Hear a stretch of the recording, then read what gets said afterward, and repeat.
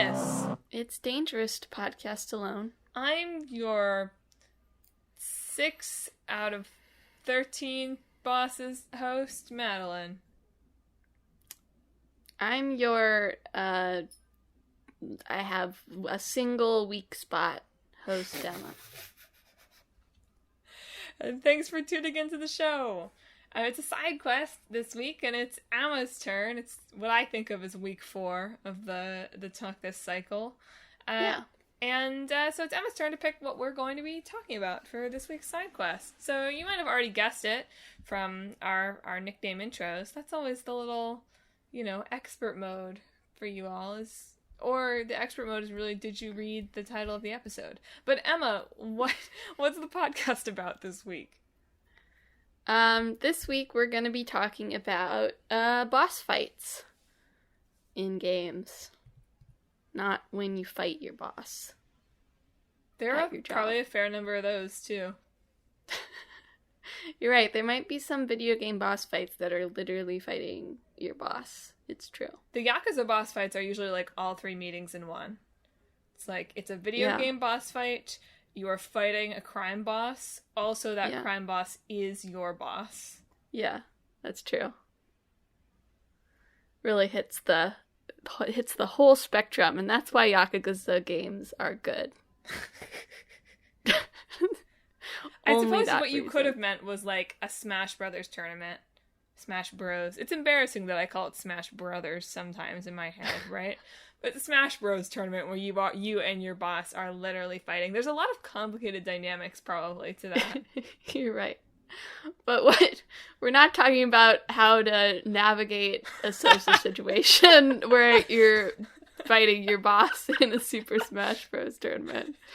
That's way beyond our capacity to give you advice on. Send that to Ask a Manager. We're talking about the bosses in the video games, the ones that you fight and they are virtual. Those ones. I don't really have a specific reason for picking this. That's a lie. You have a literal link in our notes that says, I picked it for this. I always ask you, Emma, why did you pick stuff? And you're always like, I don't know. And I'm like, was it this or this topical thing? And you're like, no. And for once you have something and you're like, I don't really have a reason. I was going to expand on that thought. Like, part of it is that I always feel like in these side quests we very rarely talk about, like, game design itself. I feel like we always talk about, like, stuff in the industry or stuff like your stuff last week where we're talking about, like, broader cultural things with video games. So I just wanted to do something. I'd been thinking I wanted to do something game designy. And then I've been playing Chicory, A Colorful Tale, which I will talk more about 2 weeks from now. But they tweeted just a little poll out, because, they're small developers, so they can just, like, tweet polls out asking questions. Believe it or not, the big developers can do that too. But, that's true, but they're always, like, more, like, jokey, like, how many sheep have you killed in Nier, for instance.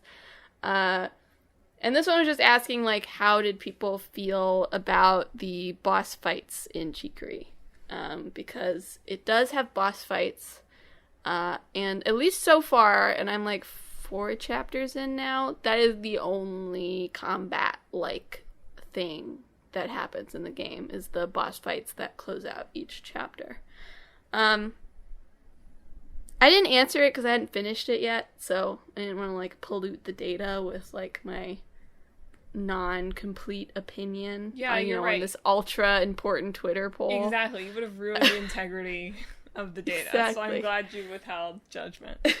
But I think I probably would have said, like, they're interesting because it feels like it fits the game thematically, but it's deeply weird to, like, have these Undertale-esque boss fights in this game that doesn't have any combat beside that.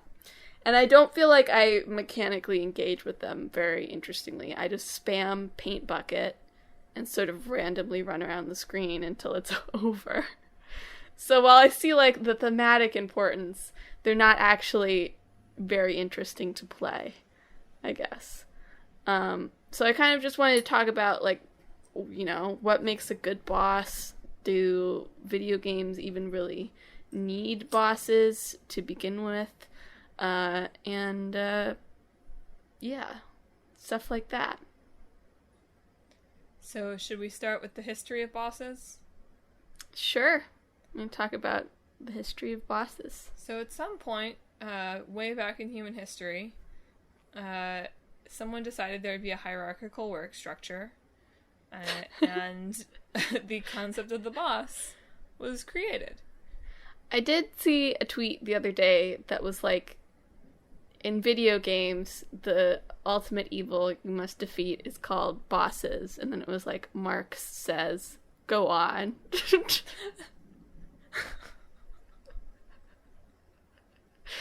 It made me giggle. Oh boy.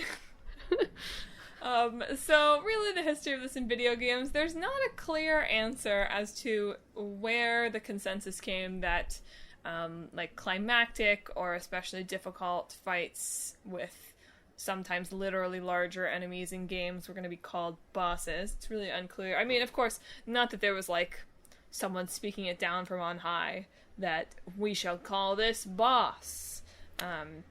Who is the true boss if not God? You know? You know? That's what JRPGs have taught me. JRPGs do really explore that. And the day that a JRPG figures out who God's boss is will be a big day for theologians, I think. Yeah.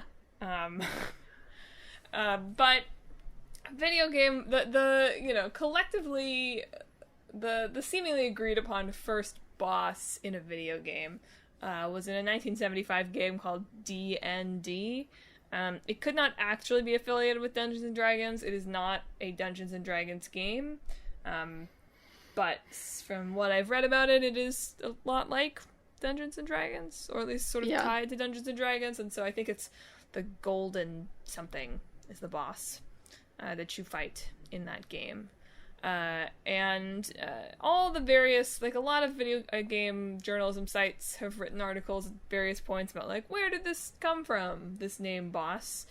Because you start to see it turn up more and more and more in like video game magazines in like the 80s, and someone refers to the big ships in Galaga as bosses, which like you would not, those would be mini bosses today at best. But seemingly the consensus is that it's drawn from...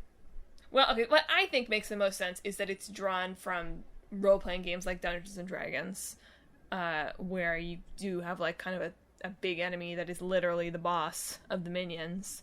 And that probably that terminology is drawn from the idea of, like, a crime boss, who, again, is in charge of all the mooks that you fight. Yeah. But it is definitely, like, you know, not all bosses in games, like, are the people who are in charge of all the little mooks you fight, right? Sometimes they're just there doing their own thing. Being a boss, I guess. I guess that's why they call them bosses. Yeah. You're right. But yeah, what do you think of it as, like, the sort of mob boss? It, like, makes logical sense, right? Like, why you'd call them bosses. It does mean we really missed an opportunity with mini bosses and super bosses and that kind of thing to have doper names for those. Yeah. Like the CEO or the lieutenant, the captain. I think that there could have been funner names for those, but that's okay. I'll let it go. Games culture. Mini boss is fine. So that's where boss comes from, and now it's just totally baked in. We can't... And in some ways, I think that the word boss, and this is something that I'm sure we'll talk about kind of throughout this episode, is in some ways kind of reductive to what bosses can be, and I think can sometimes push developers toward this kind of very similar box of like, oh, okay, it has to be a big, hard enemy that you fight with like harder combat and that has more health than the other enemies. Wherein, if we had somehow picked some kind of different terminology for this kind of scenario, maybe we would have kind of a broader idea of what those moments can be. Not that, I mean, again, I guess part of this is bosses have become so baked into what we expect from pretty much all video games, that it's hard to think of, like, moving away from that terminology to talk more about, like, climactic game events or something more technical like that. Yeah. I mean, we can definitely talk more about, like, I guess, like, non-violent video games near the end and, like, what a boss encounter would even mean in one of those. But we will probably mostly, when we talk about video games here, we're mostly talking about video games with combat. I feel like it's important to put out so that we don't have to qualify ourselves every single time we'll let you know when we're moving into talking about genres that are not in that space, because I think there's an interesting conversation to be had there. But Emma is absolutely right. It would be silly for us to have to say games with combat every single time.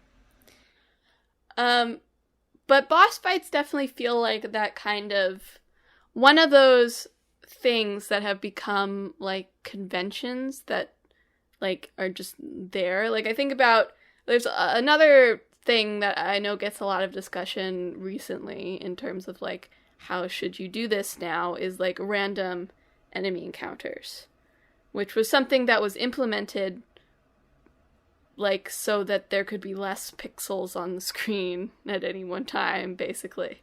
You know, like, you would hit the enemy and it would warp to a different screen so that it could show, you know, pixels on it. But now people don't like random enemy encounters, especially ones that they cannot see coming, right? Because it feels like it wastes time, I guess. So there's, like, but you still get, like, every single game with, like, turn-based combat has, like, random enemy encounters, you know, because that's just, like, well, it's a thing that's in this genre, right? That has to be there. And it's a tension between people want games to be longer and longer and longer and more and more and more open, but at the same time, they don't want grindy stuff. It's like, well, good luck having all of those things. But I do think there are definitely these types of mechanics, and I think boss fights are one of them that just have been there since video games were old, you know, and now that's just the thing that is expected in the video game, and so there has to be bosses of some sort. Well, it's another one of those things, I don't know if this is exactly true or not, but bosses seem like a great thing to farm some quarters out of people at an arcade. Right? Sure, yeah. Like, might as well throw a really hard guy here a couple minutes in, because we want to make some money off of you. Yeah. But I mean, it's also tied to, like, the whole, like, you know, traditional story structure, I guess.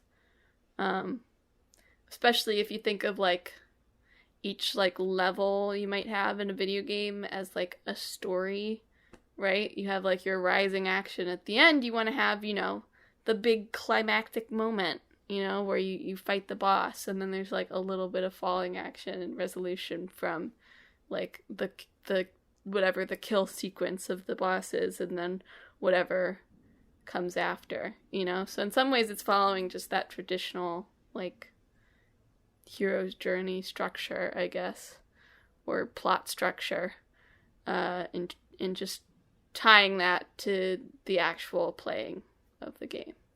Well, one thing I think boss fights do quite well, even when the actual mechanics of them are, you know, regardless of how well the quality of the boss fight is, right, is they are a really effective pacing device, right? If you're wanting to create waypoints in your story, I mean, you can have chapters in your game, right? But, like, they're a great, effective way to kind of, like, chapter your game, whether or not you're going to actually call that out on screen or not. And, you know, from my perspective, they're a great way of telling the player, like, hey, okay, you can take a break for the day. now, too. It's like, oh yes, I accomplished. They're great at making the player feel like, yes, I did something in the game today, and I will come back and I will do more tomorrow. I don't know if that's necessarily, in some games maybe that's desirable from a development standpoint, in some games that's not. But bosses and mini-bosses and climactic encounters in general, I guess to call them climactic encounters is a little bit of a misnomer, because of course you don't really want to have more than one climax if we're following a traditional 5-act story structure, right? But I mean I use that as an example, and I think you can use that for smaller parts of the video game, but I think it's very rare for a video game to actually follow the 5-act structure. Oh, for sure. I mean, they're way too long. Well, yeah, they're way too long, and also they just I don't know, every boss battle is a slightly higher peak, basically. So you get more of a spiky thing than a steady, up and down slope. Oh, totally. That makes total sense. Still though, my point being, okay, I get it. We can have boss fights. They don't have to be the climax. But they are really useful, I think, even when the actual experience of doing the boss fight is implemented poorly. They're a great way of marking sections of the game. And so I understand from that perspective why it's really easy to just be okay, it's boss time, and it's gonna look like the boss that you've seen in any other game. Big guy, hit it a lot. Mm-hmm. I do like large bosses, though. I like recurring bosses. Do you? Well, sort of. To a point. I think there's a power. I think recurring bosses have a storytelling power that can be interesting. Just to go back to Yakuza, I just see so many memes about, Kuze. Too many Kuze fights. That I agree on. It doesn't make any sense. The guy is old. There's no story purpose to fighting him 20 times. I was thinking more, to go to the other standby series. I was like, oh, Darkside is cool that we get to bring that back in a lot of climactic Kingdom Hearts moments. That's fun, as a recurring boss. Or in the first game, Sora's Shadow is kind of a fun thing that Shadow Sora, not literally Sora's, that's Sora's Shadow, although it is that in one place. That's a cool thing that comes back. And so I think if we're thinking of boss fights as building structure, recurring bosses are kind of dope as a storytelling tie or through line. That's fair. I'm sorry, I shouldn't call them, they're kind of boss. I have to use that every time this episode that I want to use any kind of positive adjective. Yeah. Well, I feel like we ought to go here into things that make boss battles good before this whole episode becomes F the boss battle. The boss battle should have been left in the 80s. I don't think we've been talking like that so far. I know we haven't, but for me, it could tip over that way at any second. Yeah. So, Emma, you work at a game company. Surely you're the expert on this now. How do you make a good boss? I can say so far that none of the games I've worked on have had bosses, so... Wow, so it's clear where Emma's perspective is.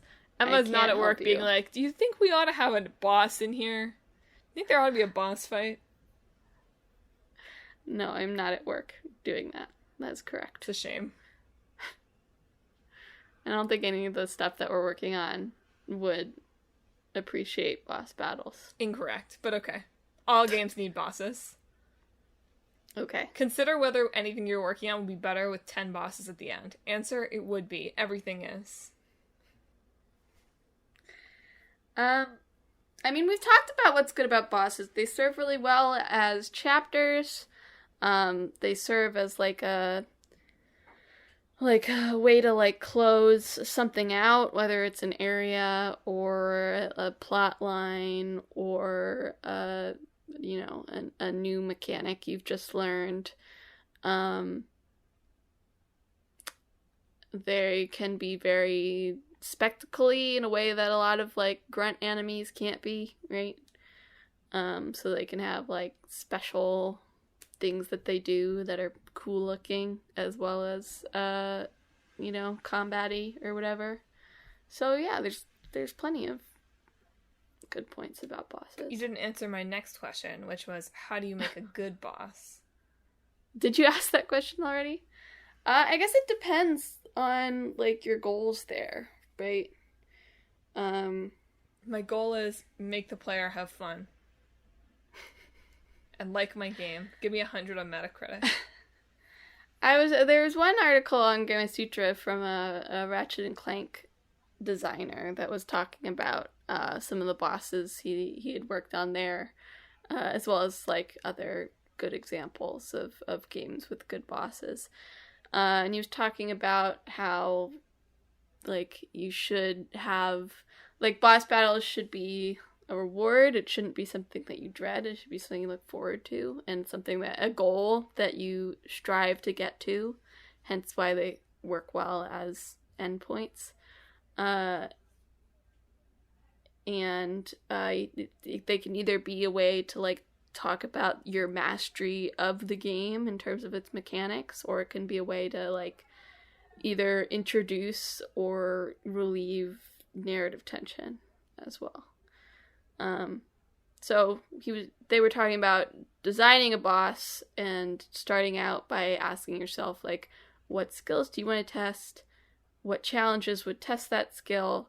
And now that I've had that in mind, how can I like design this boss to be themed into like a compelling looking character, I guess? And how would these challenges express themselves through this character? Right. So if you're like, I want to test jumping, and you might be like, okay, so maybe there's some sort of ground attack. And then you have to think, oh, is this a water enemy? Is this a rocky enemy? Stuff like that. And then you can make it work regardless of the boss is in. He also suggested 3 phases of the boss. Which I think is correct. Yeah. 3 is just a good number, generally, Just go for 3. Like, how many should this be? 3. Should be 3. You have to have that it looks like you beat the boss, but it has 10 more health bars. Yeah. Moment. Yeah, it's good. Yeah, I mean, not for every boss. I feel like if every boss had, like, really dramatic phase changes in your game, that might be a lot. But I do really like the phase change that you can have in bosses, too. That's sort of where they introduce different moves and change up their style a little bit as you continue. It's interesting. That feels like something that you could implement on a smaller scale with grunts. But just, I can't think of any occasion where I've really seen too much of that, where it's like, oh, you get, like, there's these enemy types, and they turn into flower fighters halfway through, or rock buddies, or, this is how I would name enemies, by the way. Some, like, larger enemies might, like, start introducing, like, a new move, like, once you get, like, halfway through their health. Mm-hmm. I've been playing Scarlet Nexus, for example, and there's one, like, large enemy that spawns sometimes that will generally, like, it starts out by, like, spraying you with water, which if you get soaked, you can't dash anymore, basically. And then once you whittle down his health bar, it starts spraying you with water and then sending out electrical charges, which if you are covered in water and then get hit with an electrical charge, that's bad, So, as we all learned from Pokemon, whose boss battles are, can you beat rocks? Can you beat grass? Can you beat electric? Yeah, exactly. Electric and water is bad. Yeah, I mean, that's just real life, too, to be fair, so. Yeah, but hopefully we didn't learn it from real life. Yeah, that's true. Well, science class or something, Well, everyone encounters Pikachu before science class, Emma. Get real. That's fair. So you can sometimes have stuff like that with enemies, but I think if every, like, little tiny enemy was, like, phase change your whole play style right now, With all these little grunts, I think that would get exhausting, to be honest. That's fair. I'm not saying every grunt. I'm just saying it's interesting that the phase changes are something that do seem very confined to boss fights in games. Even though, and you mentioned this in talking about this guy's kind of design philosophy for this, a lot of people talk about boss fights in language using, like, test. Which is interesting to me because, of course, like, certainly from a development perspective, I think that's a helpful way to think about it, right? Is the really obvious example of this are the Zelda dungeons, right? Or the Zelda dungeons of ye olden days, anyway. Where you always, halfway through, get, like, you get Rock's Feather, or you get the bow and arrow, or you get the grabby thing, or whatever, right? You get a new item. And basically always, the boss is all about, like, throughout as you go through the dungeon, right, it's all about teaching you how to use that item, and then the boss is kind of a test of, can you use that item in collaboration with things you already have, or, like, in a way that's more difficult than anything you've done so far. And that's an effective design loop, I think, for something like Zelda. It's a little old school, of course. If you made a game that was exactly like that now, people would be like, oh, it's a 90s Zelda dungeon, and would probably roll their eyes at you. But it's effective. It's effective for what those games... I mean, I don't know. I find it effective, anyway. But in those cases, I feel like if you think about it for even a moment, it's really transparent to the player that what you're doing is being tested. And I wonder if that, like, what you think about, like, how that, like, well, what you think about thinking of bosses as tests in general, but also, even if that's how we're thinking about it, how transparent do we want that to be for the average player? It is also interesting when sometimes bosses are like, this is totally different from whatever you've previously been doing. Right. I was reminded, there was one article we were reading that was sort of commentary on another article about, like, do video games need fights on Forbes? And the person writing it said that, like, Bioshock Infinite and The Last of Us don't have boss battles. They definitely don't have boss battles that are as common as other games, I guess. But both those games definitely have boss battles. And I was thinking of The Last of Us specifically. One of there's an encounter that's like, it's a boss battle, where you are playing as Ellie slightly later in the game, and you've been in, like, there's like this cannibal thing that you found yourself in while Joel is injured, and you're fighting this one dude in a room that's, like, slowly catching on fire, and you have to, like, sneak around to, like, stab him in the back because you don't have any other weapons, and you're not Joel, so you can't, like, tank him. Yeah. Because you're a small girl. So it makes you use, like, all of your sneaking things, and not even against, like, blind enemies, which you normally do through the rest of it. And that's the boss fight, is basically you have to sneak around and, like, stab him 3 times. But that's totally different from the rest of the gameplay of that game.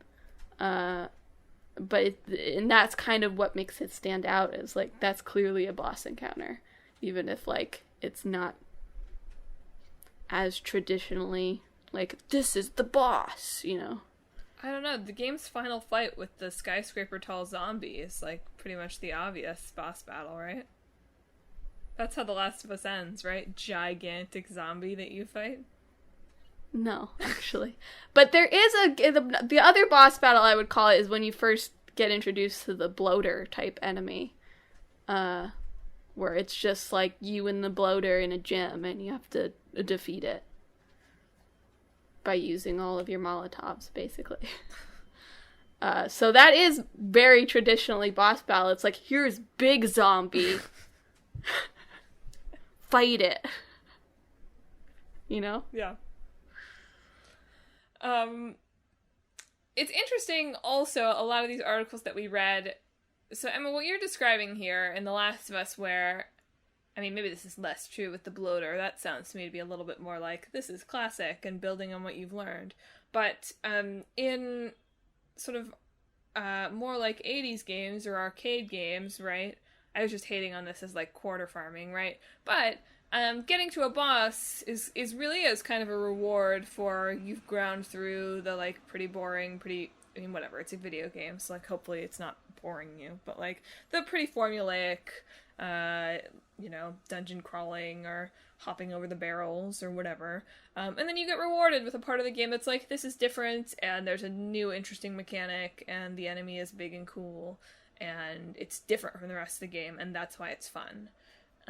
And now it feels like a lot of the time people have the opposite reaction, which is when your boss fight is wildly different from the game. It's like, well, why is it that? Why isn't it what I've been playing so far? Now, a lot of the examples of that I have noticed, I think specifically fall in the realm of the game mostly has a mechanic that isn't just like damage sponge beat 'em up action adventure, and then all of a sudden the boss is that.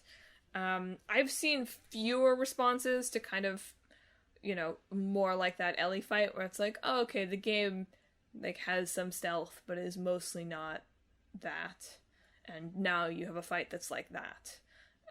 Most of the bad responses I see seem to be in response to people making very traditional bosses that don't fit with the game, rather than trying something like big and bold that isn't the traditional action-adventure combat mold. Yeah. Yeah, I would agree with that. I think especially it can be bad. I know, like, I guess I don't actually know how it, like, leveling works in Deus Ex, but I think it has some, like, RPG-ish mechanics. But I imagine if you have, like, skill trees, right? And you're like, I'm gonna play stealthy, right? And if you put all your things into, like, stealth abilities, and then they're like, here's a boss that you just have to punch till he's dead. Like, that'd suck. Huh? Well, you'd have to think really carefully about how you're implementing that and why, right? Like, yeah. That could be interesting if the stealth skill tree has along with it, like, its own, like, more of a story impact, right? Like, if it's something where it's like, oh, okay, I'm choosing Thieves Guild, or I'm choosing Warriors Guild, or I'm choosing Mages Guild, and that, like, impacts your story, then maybe it's interesting that, like, yeah, as a story beat, there is someone that you just have to, like, beat up, and it's super hard, and it sucks, right?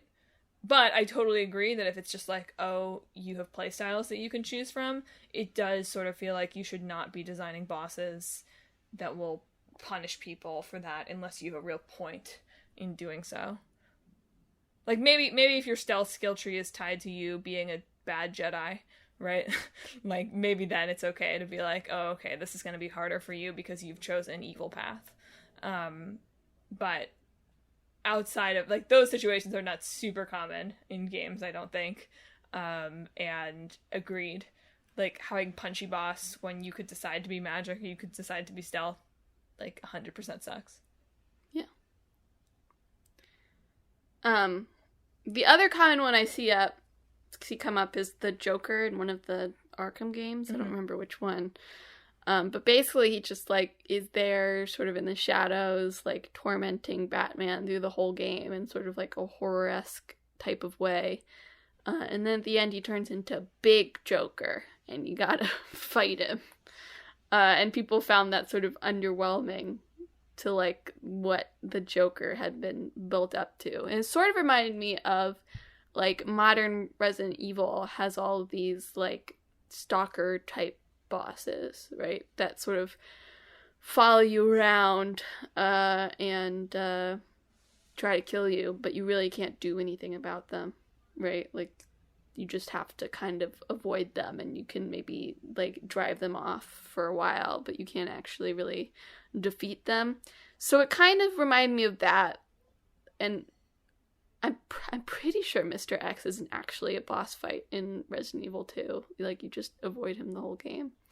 But it does feel a little bit like, if you had, like, this enemy following around that was, like, big and overwhelming, and then at the end it's like, Now you fight him. I don't know. Maybe that would still work if you, like, got a helicopter and, like, just had to, like, throw a bomb on them. That might be satisfying, actually. That's another requirement for boss fights, is there must be a helicopter in the final boss. Or a spaceship. No, there must be some kind of aerial craft.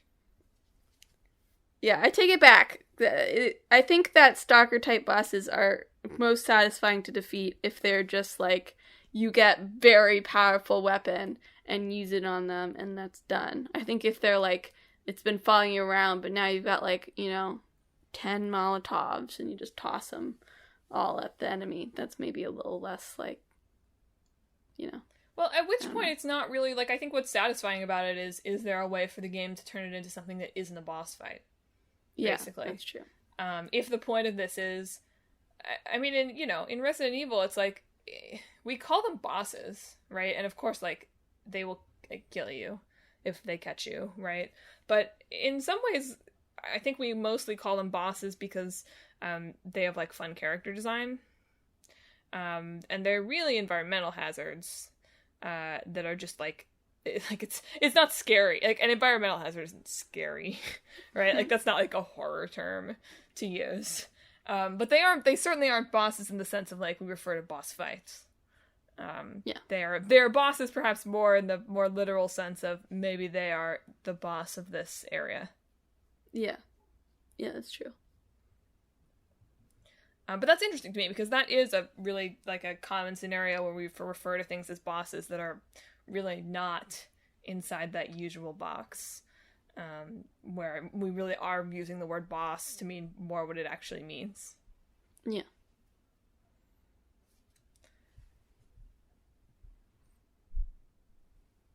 I feel like there should be a mid-game boss for the podcast, right? Like, what's the mini boss right here now for the show? It's me not getting distracted, staring at my sleeping dog. It's true. The ultimate boss fight. Truly. Can you resist the temptation to stare at your dog and think, wow, my dog's cute, when you really should be talking about boss fights? The answer, if you're Emma, is no, you cannot. I know. I failed. Oh well. Okay, so are you ready to dip your toe into this week's difficulty discourse? Oh, man. I mean, let's talk difficulty. Let's not really talk about, like, this week's difficulty discourse too much, because it really got nasty for some people, as it always does, It's the same conversation over and over. It's like, it's so boring. I read a comment from someone that was like, you think about the way you played the game and you're like, well, my brain can do it this way, and so I cannot conceive of any other way for any other brain to tackle this. And so therefore, instead of understanding that other people's brains work in different ways, I will just be angry. Which I think is really how this is best summed up in a lot of ways. So, to tie this into the boss fights discourse, the boss fights topic of this podcast. There's not really any boss fights discourse right now. Thank God. Maybe this podcast will spark it. Everyone will be like, let's talk boss fights, thanks to Talk This. So, one way in which, as developers over the past, I feel like this has become something that people are more vocal about over the past 5 or 6 years or so, right? Are exploring more creative or just ways of dealing with difficulty that aren't just, well, here's the game, or here's the game you can play on easy, normal, or hard, right? One of the things that is in that that more expanded toolbox is dealing with bosses, right? So, of course, your game has a boss fight. And something that's interesting that turns up in comments and on Twitter sometimes, I think, that is an interesting point, is, like, video games are the only kind of, artsy hobby thing, in the books, movies, TV kind of space, where you can really, like, you can't progress if you can't progress, right? If there's a scene in a movie you don't want to watch, you can fast forward. If there's a scene in a book that either you don't want to read or, like, suddenly it's in a different language and you can't understand it. Like, you can just I do think sometimes there are movies that, you know, you will try to watch, like, 3 times in a row and you fall asleep at the same time every time. I think that's the only equivalent there. That's like a boss fight. You're right. The equivalent of a boss fight in a movie is it being 11:30 and you're tired and you're trying to watch the movie. Yeah, exactly. The equivalent of a boss fight is the march of time and your bedtime. But in basically every other kind of artistic media, there's no gate that keeps you from there's no real gate that keeps you from the rest of the content. Yeah. Like, you are, even if you don't get, like, the quote-unquote full experience, you can continue on. Whereas in video games, if you hit a boss fight that for some reason, either because you lack the skill or because of some kind of impediment beyond your control, you can't get through it, you know, let's say it's Joy-Con drift, right? Let's do that instead of, like, truly engaging with, like, disability accessibility here, right? Let's say it's, like, you have a drifty Joy-Con and you can't afford to get a new one, and so because of that, the boss is too hard for you. Well, it is important to note that, like, when you introduce accessibility things, it's not necessarily just for the person whose disability you think that you're addressing, right? Like, gosh knows, like, closed captions are like for people who have or are deaf or hard of hearing, right? But I use them all the time. Yeah, that's something I think about in my real job a lot as well. It's like, yeah, okay, like, accessibility things like captions, you know, they reach the quote-unquote intended audience, but they also reach many other people. Which I think is why we get angry capital G gamers, because I'm sure none of the, this isn't totally true, but I'm sure a larger chunk of the angry Twitter gamers, and I think that what they're angry about is people that they don't think, that are just bad at the game. Yeah. And of course there's no way for the game to check your vaccine status or to check, like, that you, like, really have something that, like, requires you to use this accommodation. Nor should it, right? But but I think that a good chunk of angry people are not angry at people who have, like, like, quote-unquote genuine reasons to use these things. They're angry at people who they think should just get good. Yeah. I mean, I also think, I don't know, it's just, I think some people on the internet are just, I mean, some people just suck. Mean. Yeah. Like, the thing that comes up so often is, like, you're not playing the game the way it was meant to be played. And it's like... Oh, so wait, so we never actually tied this to boss fights. So let me interrupt you really quickly and then let you continue your point. No.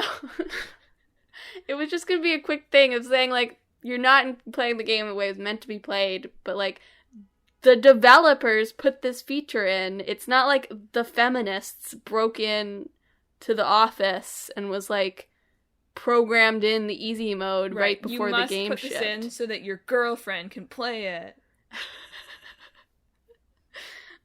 So, you know, it's another case of, like, just people using obvious straw man arguments that somehow people don't immediately see through. Anyway, the way this ties into boss fights is, so there are a couple of different ways the difficulty options and new-ish things in the toolkit that can allow more people to make it past a boss fight that might otherwise be a choke point for people making it past that point of the game. Yeah. So one of those, and I think the one that is perhaps least controversial, is just having a difficulty scheme that you can adjust at any point in the game. Still plenty of people who would be angry, like, there are just people that are angry but that easy modes exist, and I can't engage with. But, like, the perhaps, like, broadest version of this is, okay, I'm just gonna have a difficulty slider, you can adjust at any point, which I think makes sense. And if you hit a boss that's too hard on your difficulty level, turn the difficulty down. I mean, it makes sense for both ways, right? Like, what if you start on easy and you're like, actually, I would like to, maybe try a higher difficulty. But if you're locked into easy from the time you do that, you can't do that either. Right. So it works both ways in that case. I personally get a little overwhelmed at the idea of the, like, very custom difficulty sliders. I do think that there's a point to be made that at that point, maybe you are handing off too much responsibility to curate their experience to the player. I'm not totally sold on that. I guess I just mean if you're going to have really, really custom sliders, you should definitely have some preset, like... Well, yeah. Yeah, like, here's what hard is. Here's what story-focused is. Here's what I want to beat this game as fast as possible is. Like, whatever. Yeah. But that's the even further version of that option. Where things start to get... Okay, and then, like, in that world, in the middle ground of that world, we have things like invincibility mode. Which, again, is like... I think that's fine. Yeah. I think probably... That's something where, like, I think a well-designed boss fight, the difficulty of it, or the areas in which it is difficult, or the areas in which it can be frustrating, can be storytelling points. However, for a lot of games, it isn't done with that level of nuance, or even if it's attempted to do with that level of nuance, it doesn't succeed in that, right? That's why we have all of these articles that are complaining about, like, generic damage sponge bosses in games. And so even though there's a possibility to design experiences that make difficulty part of the storytelling, or make whatever strategy part of the storytelling, right? I think it's fine to say, okay, but, like, maybe for some reason this one particular boss fight you can't figure out, and, like, yeah, it's good to have an invincibility mode so that person who's otherwise good at the game and just can't do the skateboarding boss or whatever, I just made that up, right? Whatever bizarre thing you're gonna throw at that boss fight, right? Like, it's fine that person can be invincible so they can play the rest of the game. Yeah.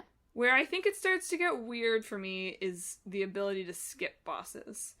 And to be fair, Emma, in the article you posted about this, it was not clear to me that what the guy was saying was actually, like, that you could skip the boss, so much as it was there are difficult fights, but they aren't required to advance the story, which I think are two different maybe things. I misread it. It wasn't. I mean, the article definitely interpreted it the former way, but when I read the quote, I was like, oh, but I think it's kind of an interesting design choice to say I'm gonna have quote unquote boss fights, but they don't have to be tied to the big narrative moments.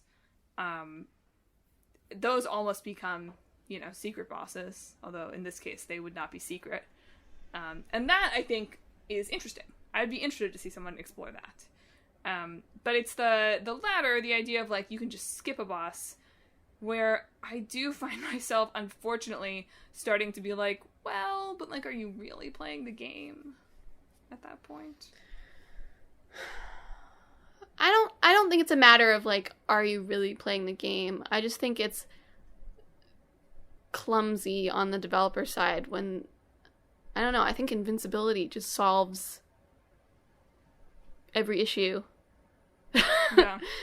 Without having to, allow the player to skip content in your game, I do think, like, it obviously doesn't hurt to have an invincibility mode. I do think that I would be excited to see people exploring more creative solutions than just that. Sure. I think there are people doing more. Oh, sorry. That's not to say there aren't solutions. people doing that. I'm just saying, like, and, like, I get why just saying skip the boss is an appealing thing, because it's just like, okay, whatever, you want to move on, like, and this is an easy thing for me to implement to allow you to do that. But it does sort of smack of lazy to me. Not to call, obviously everyone is under horrible time pressures and underpaid in the games industry and yada yada, whatever. Like, I'm not saying, like, you are literally a lazy person, but it is like, oh, okay, like, this is a little bit of a lazy problem solve here.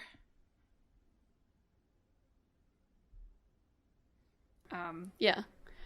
But, I mean, just to put... What I like about invincibility versus just being able to skip the boss fight is you don't miss anything.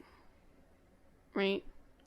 Sure, maybe there's people who are like, you experienced it differently, so it's not valid. But you're experiencing it, right? So you get to see the work that people put into those bosses, even if you don't want to deal with, like, really precise timing at this point in time. Right. You know? And to me, I do think some of this comes back to bosses so often being this, like, very particular kind of combat experience. I certainly don't feel like I would certainly never ever say, and I don't agree with the fact that, like, if you play through a boss on invincible mode, your experience is invalid. Like, that's wrong. However, I do think, you know, what am I trying to say? I do think that certainly this feels uncontroversial. You have a different experience of that if you're playing through with invincible mode on than someone who doesn't. And if the boss fight is, you know... Well, just to throw it back at you, you have a different experience from a different person who did that boss the exact same way that you did. That's also fair. I guess my point is, I think difficulty is a device that is a tool in a developer's toolkit. And, like, if...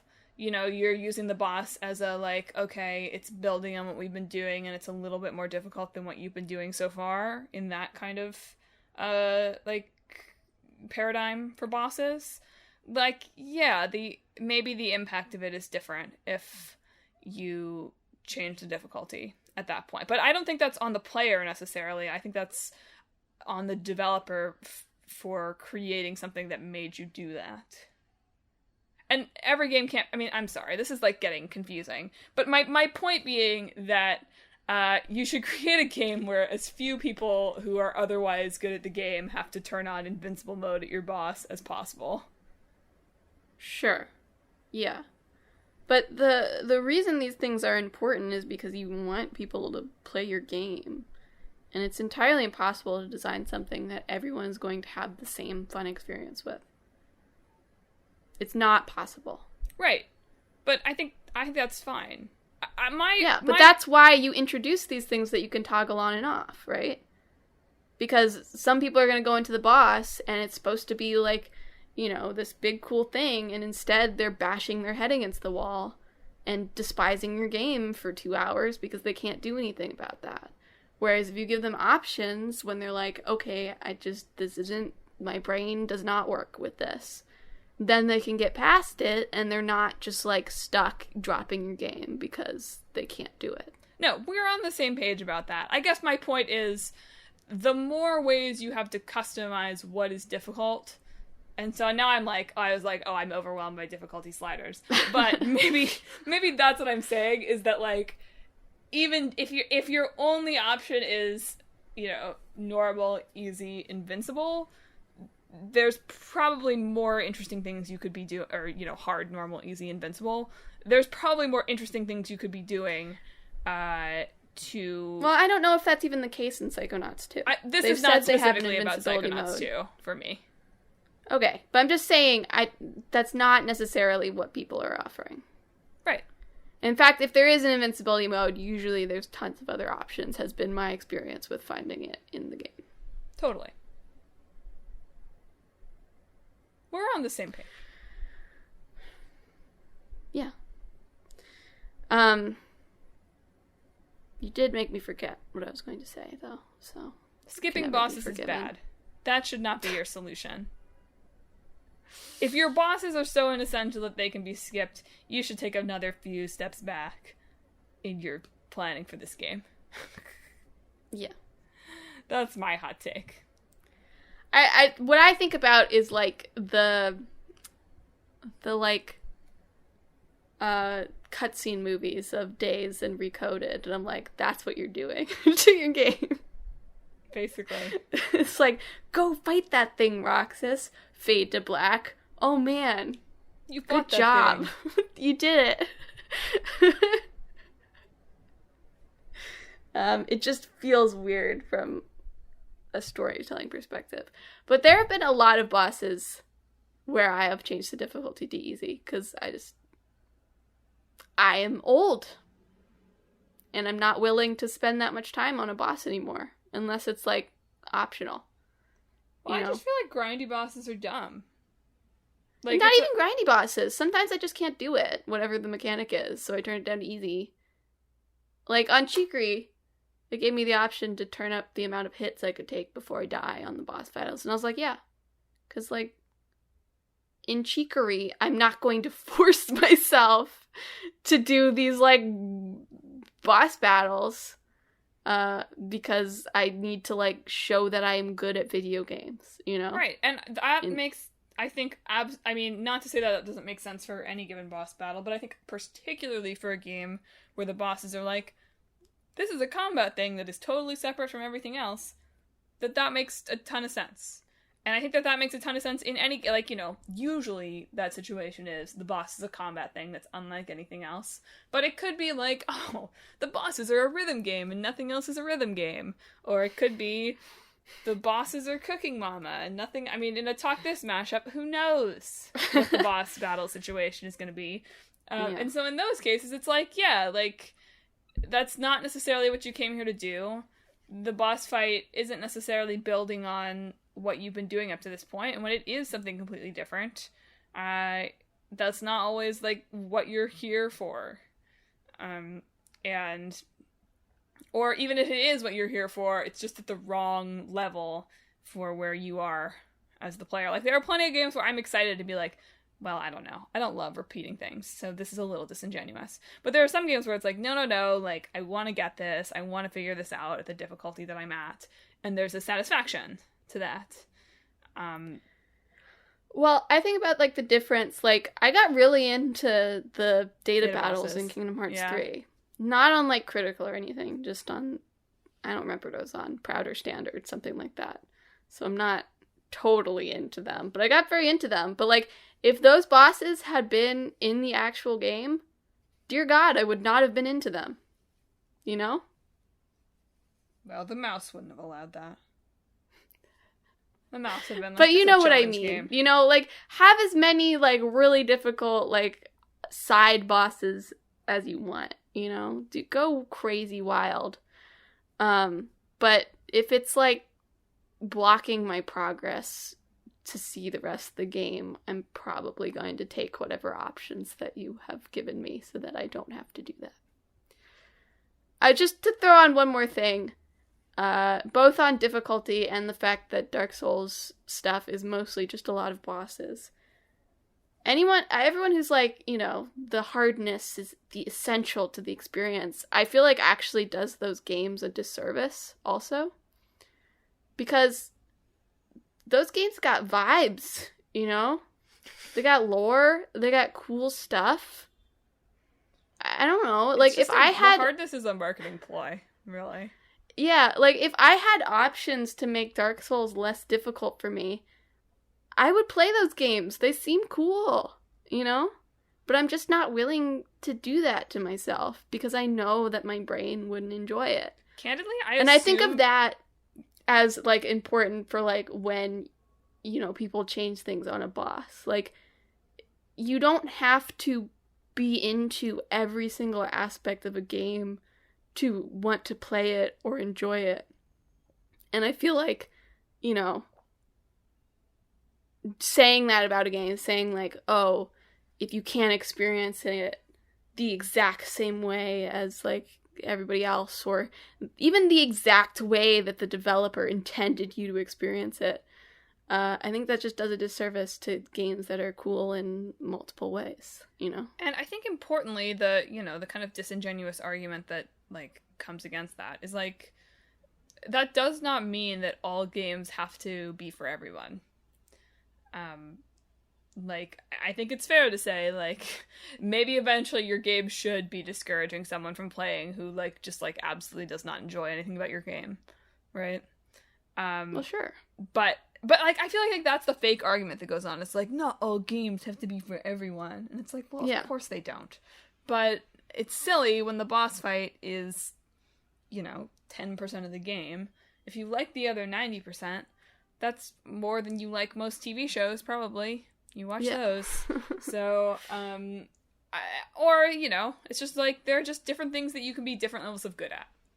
And with boss fights existing in these, like, weird and unpredictable ways, it seems to me to have the freedom to do what you want with boss fights as a developer, it's better to assume that there are ways to let players get around that if you're going to try to do something there. Like, if you're doing something exciting with your boss fight, you should assume that there will be some players where it's like, what the F is this?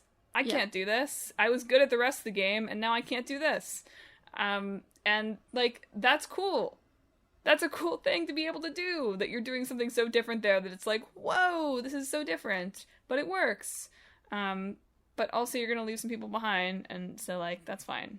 Fix it with options. Yeah. Should we talk briefly about non-combat bosses? Nope, we're out of time. Well, maybe on a different show. If we talked about non-combat bosses, this would be a very night. long episode, so... No, we cannot. Well, I'll put it back in the side quest file. Okay.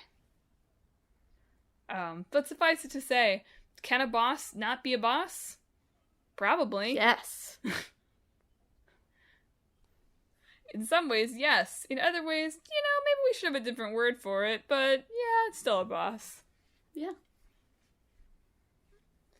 Alright, well, okay, to close... Danganronpa V3 is my favorite boss fight in video games. Did you say that game is your favorite boss fight, or has? Okay. Has. I said is, well, I meant has. Yes. I was like, it's one big boss fight. All right, Emma, close it up for me. If you were a game boss, what rare item would you drop?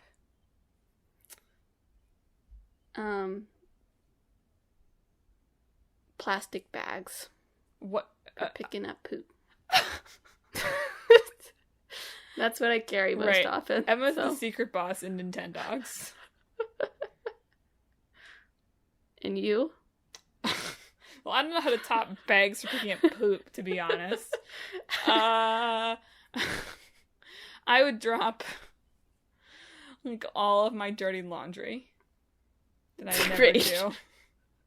We're two very underwhelming bosses. Oh, well, folks, thanks for tuning in to another episode of Talk This. Dangerous to podcast alone. If you enjoyed the show, if you have a favorite video game boss or a most difficult video game boss or opinions about how actually skipping bosses is good, hit us up on social media. If you have opinions on difficulty in games that you're not going to express respectfully, please don't hit us up on social media. But if you are a respectful person, we are on Facebook, Twitter, Instagram, and YouTube at Talk This Podcast. So check us out there. Maybe this week I will actually post the Umurangi photos that were promised last week. Good idea. Also check out our website, www.talkthispodcast.com, where you can read all about the show, check out the games that are in the hat for our main episodes, and check out our blog, where you can see long-running series Clickbait Boyfriend, where if you really want a video game boss experience, you should read the blog with his Roxas boss fight from however long ago that was, because that's really the quintessential. The fact that that's not in that 100, maybe Final Mix hadn't come out yet. The fact that that wasn't in that list of 100 hardest boss fights. Travesty. No, Lingering Will was in there. I'm pretty sure that was Final Mix added, so. Brutal. I can't believe they didn't put Roxas in there. Whatever. They knew how the reaction command worked. Anyway, Clickbait Boyfriend and Split Screen with where we're watching. Has Split Screen caught up to the fact that we have a new show yet? Or is it still in Boys Over Flowers territory? I haven't posted one in like 6 weeks now. I really gotta do it. This is the time to catch up on Split Screen. Coffee Prince, My Hero Academia, new K-drama coming soon. Catch up. And finally, if you like the show, you should subscribe. We're on Apple Podcasts, Google Podcasts, Stitcher, TuneIn, Spotify, Pandora Podcasts online and on the app, Overcast, Pocket Cast, wherever you can find podcasts, you can find Talk This. Emma, what's next week on the show? We are talking about Drakengard and Before Your Eyes. So look forward to that next weekend on Sunday at noon. So, folks, thanks for tuning in. If Talk This were bosses, we would have some kind of epic version of the theme songs, I think, as our underscoring. So we'll cue that up. Emma, do you want to sign us off? This week, I hope that you don't fight your boss.